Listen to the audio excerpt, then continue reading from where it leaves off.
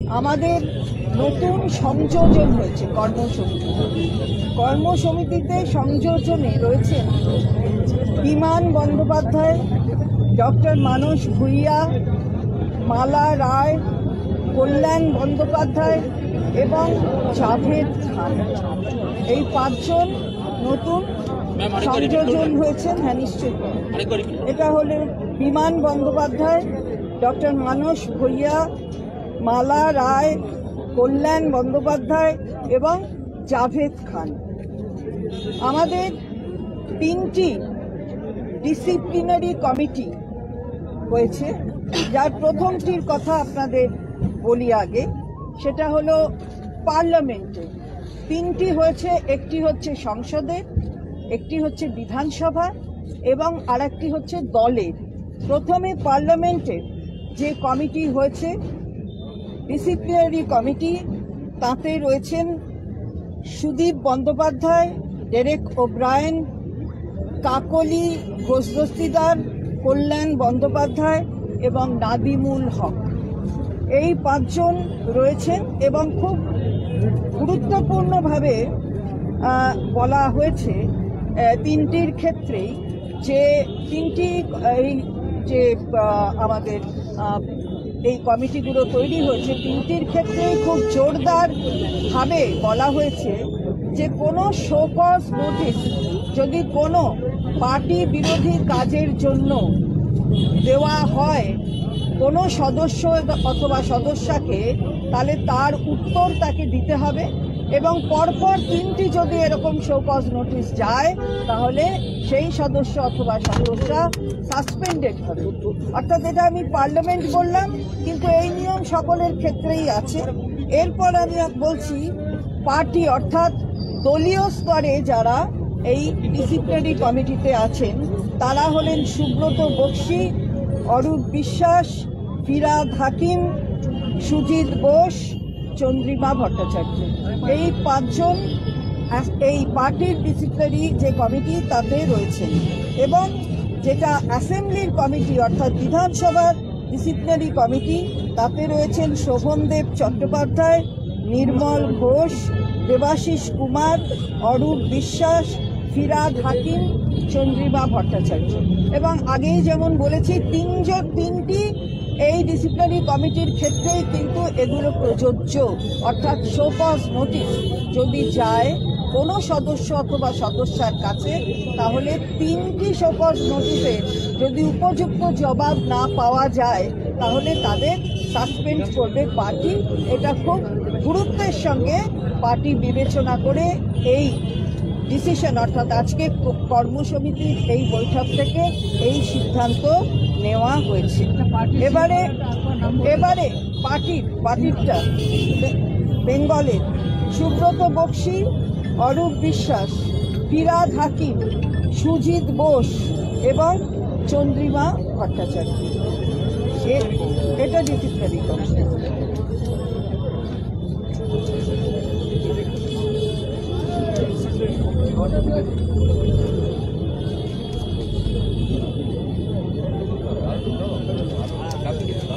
এবারে আমাদের spokes person যারা হবেন তার কোঅর্ডিনেট করবেন অরূপ বিশ্বাস। স্পোক্স পার্সন আমি বলে দিচ্ছি, এটা কিন্তু স্পোক্স পার্সন এবং চ্যানেলে যাওয়ার জন্য যে লিস্ট হবে সেগুলো পরবর্তীতে আপনাদের কাছে জানিয়ে দেওয়া হবে। দিল্লির ক্ষেত্রে পার্টির সম্পর্কে বলবেন অভিষেক বন্দ্যোপাধ্যায়, ডেরেক ওব্রায়েন, কাকলি ঘোষ-দস্তিদার, কীর্তি আজাদ, সুস্মিতা দেব, সাগরিকা ঘোষ। এটা দিল্লির যেটা বলা হলো সেটা পার্টির সম্পর্কে যেটা বলবেন। যেমন আমরা আগে একটা বাংলার ক্ষেত্রেও বললাম, ঠিক তেমনি দিল্লির ক্ষেত্রেও পার্টির হয়ে যারা বলবেন তাদের নাম বললাম। অভিষেক বন্দ্যোপাধ্যায়, ডেরেক ওব্রায়েন, কাকলি ঘোষ-দস্তিদার, কীর্তি আজাদ, সুস্মিতা দেব, সাগরিকা ঘোষ। এবারে এখানে স্পোক্স পার্সন যেটা আমরা বলছিলাম স্পেসিফিক করে দেওয়া হয়েছে যে কারা কি সম্পর্কে বলবে স্পোক্স পার্সন হিসাবে। যেমন যদি অর্থনৈতিক কিছু হয় অর্থাৎ ফিনান্স সম্পর্কে সেটা বলবেন ডক্টর অমিত মিত্র, চন্দ্রিমা ভট্টাচার্য। যদি শিল্পের অর্থাৎ ইন্ডাস্ট্রির ক্ষেত্রে হয় তাহলে বলবেন ডক্টর শশী পাজা, পার্থ ভৌমিক।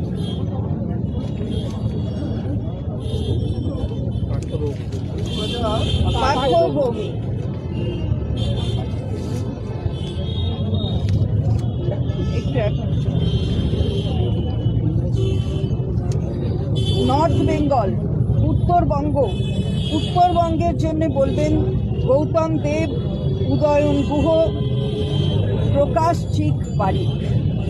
ঝাড়গ্রামের ক্ষেত্রে বলবেন বীরবাহা হাসদা। গৌতম দেব, উদয়ন গুহ, প্রকাশ চিক বারিক।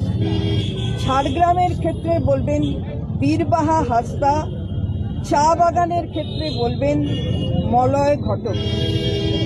এবং বাংলার অ্যাসেম্বলির ক্ষেত্রেও এই বেশি যে কথাগুলো প্রসঙ্গগুলো উঠবে তাই নিয়ে বলবেন শোভনদেব চট্টোপাধ্যায়, চন্দ্রিমা ভট্টাচার্য, ডক্টর মানস ভূঁইয়া, মলয় ঘটক, ডক্টর শশী পাজা, কুণাল ঘোষ, সুমন কাঞ্জিলাল।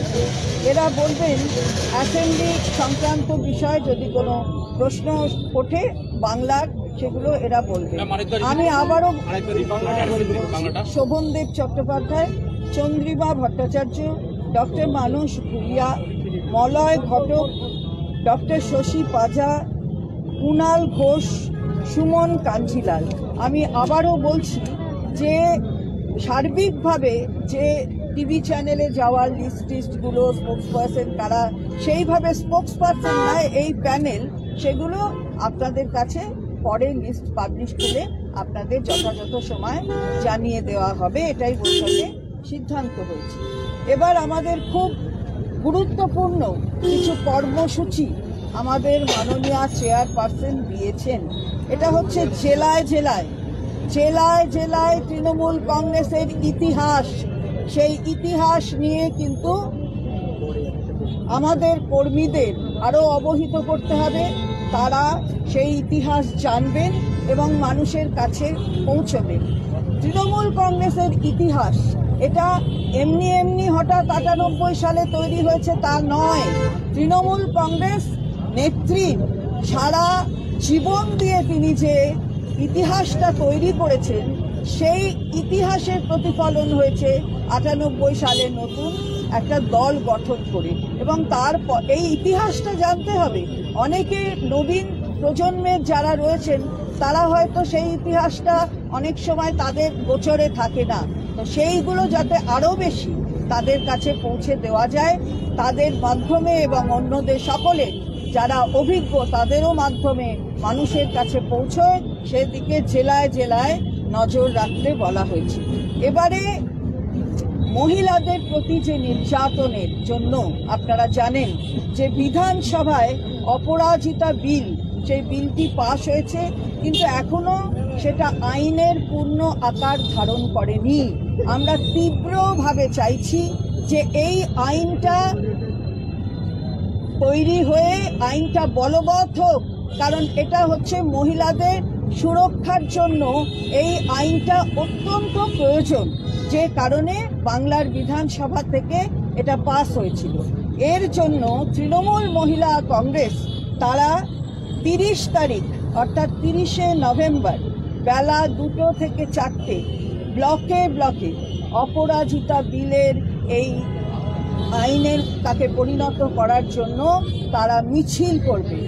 ৩০শে নভেম্বর তারা মিছিল করবে ২টো থেকে ৪টে, এবং তারপরের দিনও ১লা ডিসেম্বর তারা জায়গায় জায়গায় ওই ২টো থেকে ৪টেই এই জায়গাগুলোতেই যেখানে মিছিল হয়েছে তাদের জেলার অন্যত্র ব্লকগুলো, অন্য ব্লকের অন্য জায়গায়, সব ব্লকেতে তারা ধর্ণা করবেন, মিটিং করবেন। ২টো থেকে ৪টে ধর্ণা, তার মধ্যে দিয়েই তাদের বক্তব্য রাখবেন। এবং সবচেয়ে বড় কথা হচ্ছে মাননীয় রাষ্ট্রপতি তার কাছে ১০ই ডিসেম্বরের পর একটি সময় চাওয়া হবে, একদিনের সময়, যে সময়ে একটি ডেলিগেশন যাবে, একটা 15 জনের মহিলা ডেলিগেশন যাবে মাননীয় রাষ্ট্রপতির কাছে, যার মধ্যে 5 জন মহিলা এমএলএ মিনিস্টার থাকবেন এবং 10 জন মহিলা এমপি থাকবেন। এই 15 জনের ডেলিগেশন মাননীয় রাষ্ট্রপতির কাছে যাবে। তার জন্য 10ই ডিসেম্বরের পরে একটা সময় চাওয়া হবে। এটা যেমন প্রথম পর্যায়ের একটি কর্মসূচি, সে কথা বলেছেন মাননীয় নেত্রী আমাদের, এবং এই বৈঠকে সিদ্ধান্ত হয়েছে। এরপর আরেকটি কর্মসূচি নেওয়া হবে, যার তারিখ পরবর্তীতে আমরা আপনাদের জানিয়ে দেব। সেটা মানুষের সাথে মানুষের পাশে, জেলায় জেলায় আমাদের এই কর্মসূচি হবে। মানুষের সাথে মানুষের পাশে আমরা পরবর্তীতে জানিয়ে দেব। সংসদ চলছে, আপনারা জানেন আজ থেকে শুরু হয়েছে, আবার বন্ধও হয়ে গেছে, আবার নাকি খুলবে, কোনোটা কাল কোনোটা পরশু, তারা জানেন কবে কোনটা কবে খুলবে। কিন্তু পার্লামেন্টে আমরা কিন্তু আমাদের সাংসদরা অত্যন্ত গুরুত্বপূর্ণ ইস্যু নিয়ে তারা কথা বলবেন।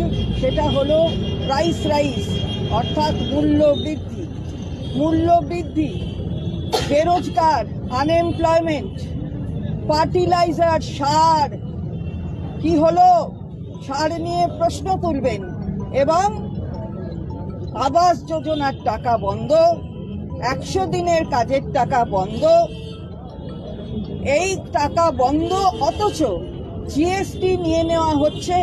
জিএসটি থেকে আমাদের যে প্রাপ্য টাকা, যেগুলো বাজেটারি অ্যালোকেশন রয়েছে, সেগুলো আমাদের কাছে পৌঁছচ্ছে না।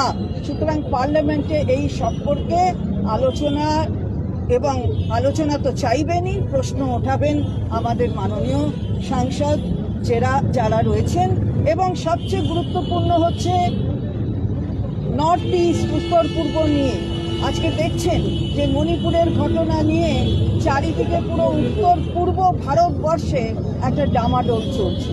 সুতরাং সেখানে তারাও অ্যাফেক্টেড হচ্ছেন, ফলে সেখানে সেই বিষয় নিয়েও আমাদের সংসদে আলোচনা চাইবেন আমাদের মাননীয় সাংসদরা। এবং একেবারে কোয়েশ্চেন যে আওয়ারগুলো একদম রাউন্ড দ্য আওয়ার সেগুলো থাকে, সেই দিকে আমাদের সাংসদরা নজর রাখবেন। অর্থাৎ সবসময় দেখা যায় হঠাৎ হইচইয়ের মধ্যে হয়তো বন্ধ হয়ে গেল, আমাদের সাংসদরা বলবেন যে কোয়েশ্চেন আওয়ারটা সম্পূর্ণ তো চলুক, তাহলে আমাদের যে প্রশ্ন সেটা সংসদে রাখার যে জায়গাটা তৈরি করার প্রয়োজন, সেটা আমাদের সাংসদরা করবেন। আর আরেকটা গুরুত্বপূর্ণ কথা, যেটা অনেক সময় অনেক জায়গায় কনফিউশন হচ্ছে, আমাদের যে ইলেকশন কমিশনে আমাদের দল কিন্তু অল ইন্ডিয়া তৃণমূল কংগ্রেস হিসাবে আমাদের রেজিস্ট্রেশন। সুতরাং আমরা অল ইন্ডিয়া তৃণমূল কংগ্রেস, এখানে যেমন ইউপি, মেঘালয়, আসাম, গোয়া, এরা অল ইন্ডিয়া তৃণমূল কংগ্রেস লিখবে, কিন্তু লিখবে ব্র্যাকেটে UP unit, Meghalaya unit, Assam unit, Goa unit. এইভাবে তারা তাদের যে প্রদেশের ইউনিট, সেই ইউনিটের ব্যাখ্যা করবে। অল ইন্ডিয়া তৃণমূল কংগ্রেস আমাদের যেটা রেজিস্টার্ড দল, মাথার ওপর অল ইন্ডিয়া তৃণমূল কংগ্রেস থাকবে। এটাই আজকে আমাদের সিদ্ধান্ত হয়েছে, সর্বসম্মত সিদ্ধান্ত। এবং সবাই আজকে আমরা আপনাদেরও ধন্যবাদ জানাই যে আপনারাও বহুক্ষণ ধরে এখানে অপেক্ষা করছেন। মাননীয় মুখ্যমন্ত্রী পক্ষ থেকে সবাইকে ধন্যবাদ। মাননীয় মুখ্যমন্ত্রী সবার জন্য ছিলেন, আছেন এবং থাকবেন, এটা বাংলার মানুষ আবার বুঝিয়ে দিয়েছে। বাংলা হাটের আরো খবর দেখতে নজর রাখুন। বাংলা খবর মানেই বাংলা হাট।